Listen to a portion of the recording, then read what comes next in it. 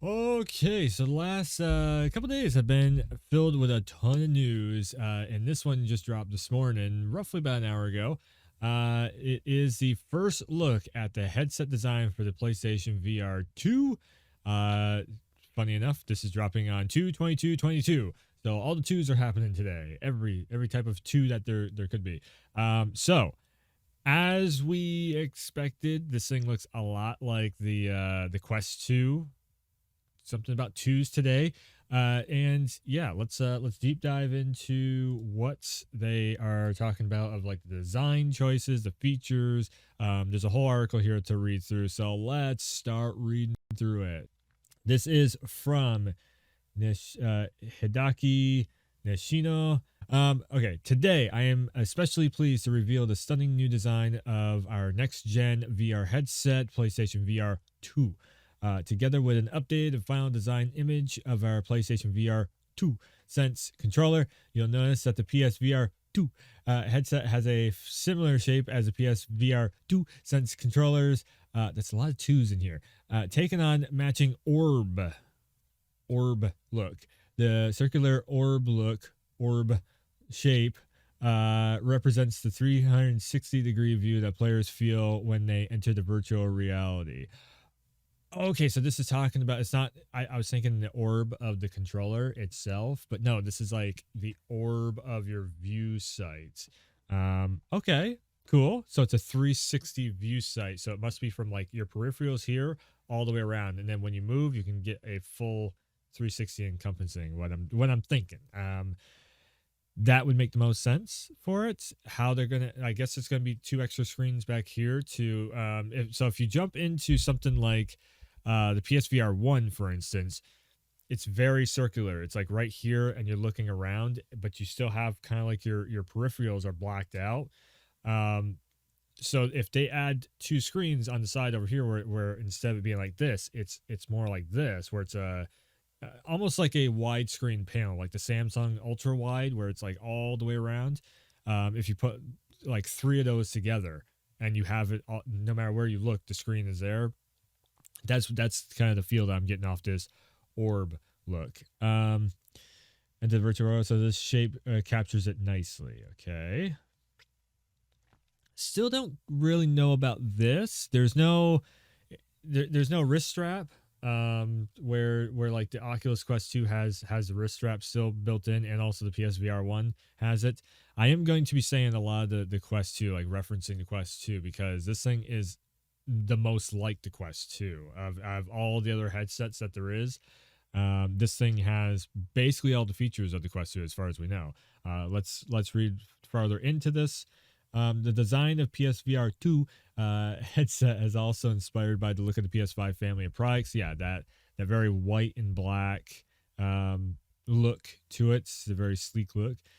When our design team created the PS5 console, they also had the next-gen VR headset in mind, so you'll notice some similarities in the look and feel.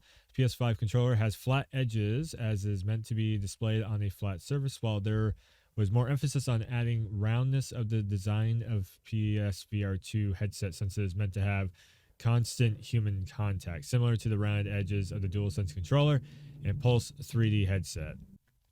Sorry, plane going overhead. Emphasis on adding roundness to the design of the headset, constant human contact, similar to the rounded edges of the DualSense controller and Pulse 3D headset. Interesting that that's a design philosophy, that the human contact is. I get what they're going for. Basically, the controller in this thing has curves, so it's human contact. Gotcha. It's a very PlayStation is very curvy. Yes. Okay, our goal is to create a headset that will not only become an attractive, curvy right here, attractive part of your living room decor, but will also keep you immersed in your game world to the point where you almost forget that you're using a headset or a controller and run through your TV because you're trying to run away from an enemy. Yes, that's happened plenty of times. People put on VR and they forget they're in VR. That's why we paid very close attention to the ergonomics of the headset and conducted our extensive testing to ensure a comfortable feel for a variety of head sizes. Cool. So I'm guessing, yeah, it looks like adjustable straps on the back. So if you got a big old head, then you can go zoop and it'll actually like and suck to your head. Which is good. Like the PSVR, the first one, I thought that headset strap was actually very well designed. It just you can just click the button and whoosh, and it goes right to it. You can click the button over here and adjust your focal range and everything. Yeah, that's the Quest 2. You have to buy like an extra headset adapter to get that like lock-in mechanism that the PSVR 1 just comes with.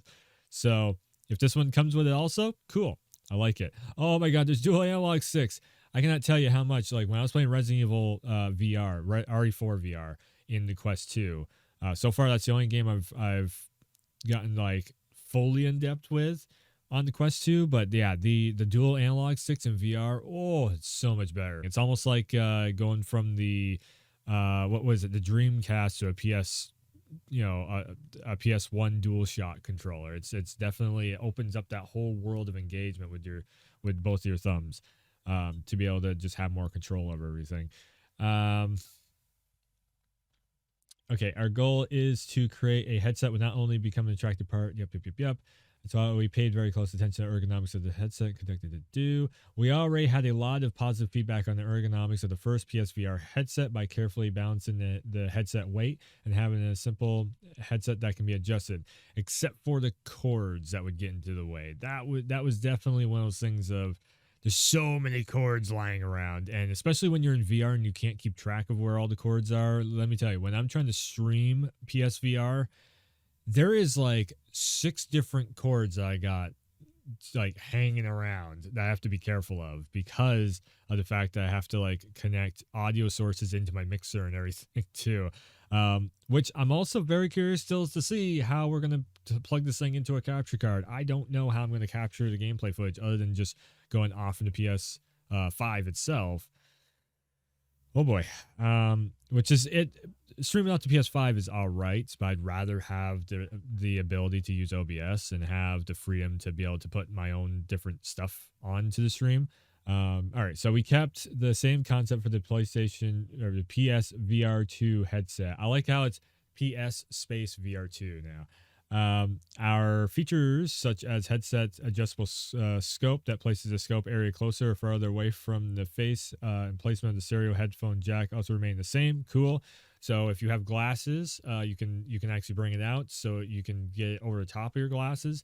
Also, if it's blurry, you click the button up here and you can actually do the focal range. So then it's almost like it's magnifying the displays to match your eye range pretty much. So it helps out with if you're near or farsighted. Okay, what else we got here? I definitely I like the look of this, and we have one hell of a night. So this is the only part that is still kind of concerning me. I got to figure out something because this thing digs like hell into my nose. It like because I have the big bump up here where my nose goes whoop, it goes up. And that so badly digs in my nose. The Quest 2 doesn't do it as much. That's but I think the Quest 2 is also a little bit lighter, so that's part of the reason why. It just, I don't know, the Quest 2 kind of fit better with I got kind of a bigger nose. So okay, for the PS VR2 headset, we took comfort a few steps further by adding new features such as lens adjustment dial. That's good for, I think it's for the lens going this way. So users have an additional option to make the lens distance between their eyes optimize their view. Yep. We also create a slimmer design with a slight weight reduction, which is nice. Always, if it weighs less and it's on your face for a long time, it's probably going to heat up because this thing has way more resolution going on with it and everything. But I heard something about vents. So even with the new added features such as new built-in motor for the headset feedback, which that is going to also add a lot of heat, it was quite a challenge to create a slimmer design with new features added to improve upon our first headset. But our design engineering team proved this could be possible when we saw the final design. Cool. Additionally, we've integrated a new vent design for the PSVR 2 headset that we think users will enjoy. Yujin Morisawa, senior art director at SIE, led the headset design of PSVR 2, explains why this is absolutely fantastic part. Okay. When I started to work on the design of the PlayStation VR2 headset, one of the areas I wanted to focus on first was the idea of creating a vent in the headset to let air out. That's good. That's actually really good. Similar to how steams up a pair of sunglasses or a pair of like looking glasses, whatever, for prescription lenses, glasses. It definitely does the same thing in VR. If you've never used VR before, yeah, like 10, 15 minutes in, the funny part is, as soon as you take it off, everything's smudged. Like you have to wipe it out because you get it's just a heat buildup in it, really. It's not even sweat. It's more or less like, it's just a heat buildup. So it fogs up the lenses and yeah. Similar to the vents on the PS5 console that allow airflow, our engineers came up with this idea as a good way to allow ventilation and avoid having the lenses fog up while players are immersed. I worked on many design concepts to achieve this. In the final design, you can see there's a little space in between the top and front surface of the scope that contains the integrated ventilation. I am really proud of how this turned out and the positive feedback I've gotten so far. I hope our PlayStation fans will also agree. Can't wait for you to try it. Okay, so the vent must be that little slit right there must be the vents. What he's talking about. I almost want to say they should take it one step further and add like a little fan or something in there, like a mini, I don't know, something to push the hot air out. If there is any ventilation, well, I mean, there's got to be a heat sink of some kind, air ventilation for a heat sink. If they could tie that into the vents for to keep it from fogging up, and tie all those vents together so all the heat just goes out of it. I don't know. Maybe that's what it does, and they're just not quite saying that in this. They are kind of saying it, but they're not, because they're like, okay, there is a vent, but they're not saying, is it just an open hole? Because if it's like the PS5, then that's just, it's just holes where the air is escaping out of. So, okay. All right. As long as it works. Like, I don't care how it works, as long as it works, Okay, another treat we wanted to share, similar to the thousands of tiny PlayStation symbols we added to the design of the PS5 controller. We also included tiny PlayStation symbols to the front and back bands of the PSVR2 headset to add the tiny symbols return. I kind of like it. I love the little details. When PSVR2 launches, it takes a giant leap forward in the way we play games in VR. There are plenty of exciting new features to look forward to in the system, including stunning visual fidelity 4K, state-of-art graphics, enhanced tracking, and the enhanced tracking, the inside and out camera tracking. So you have, I think it said that there was cameras on the inside to track your eye movements. I'm very sure it said something about eye tracking movement. Where was it? OLED players can expect eye and smooth. There was something in there. I'm pretty sure. Yes, eye tracking. Okay, so there is definitely eye tracking. There's cameras on the inside of this thing to track your eye movement. So when you turn your head, then the camera in game will turn with you also, which is very, very cool to hear that the VR discomfort might go down by a lot with this system, because of all the cameras on the inside. We can't really see the cameras on the inside from this. Maybe those are the two low cameras right there, but definitely these cameras on the front, I will definitely say this, that the Quest 2 handled a hell of a lot better, because these cameras on the front were automatically tracking this. So there wasn't any, if you play PSVR 1, the wiggle waggles, as I like to call them, the light up, the move controllers, there we go, they will desync, and you have to, the reason why I call them wiggle waggles is because you have to wiggle waggle it to make them sync back up again. So if you're holding the sword, all of a sudden the sword will be down here. If you wiggle waggle it, then it'll go back up to regular where it's supposed to be.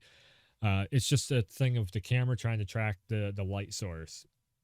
It happens, it's old tech. This should handle things a hell of a lot better, because the Quest 2 put in practice, it handles things a lot better. Let's let's see here. Technology such as, okay, so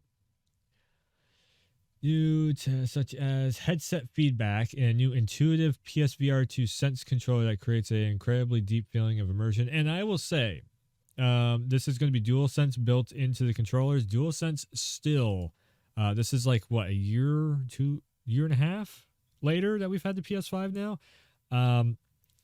The damn controller still, this controller still gets me. I'm running through Horizon. I'm brushing along grass and everything, and it's just like, damn, I can feel that in the controller. I'm running and like swimming, and every time she goes, I can feel like this. I don't know how to explain the DualSense really, but it's just like this. It's like water rushing across your hand. Like go run your shower and like, you know, put your hands through the water, and that feeling that you get of the water just like flowing across your hand, or if you go out in your pool or something and you brush the water back, that's what it feels like on the controller. It's crazy. It's they're using audio sources to make vibrations happen, and it's awesome. So yeah. So PSVR 2 is going to have all that stuff also. I can't wait to see what this thing can do.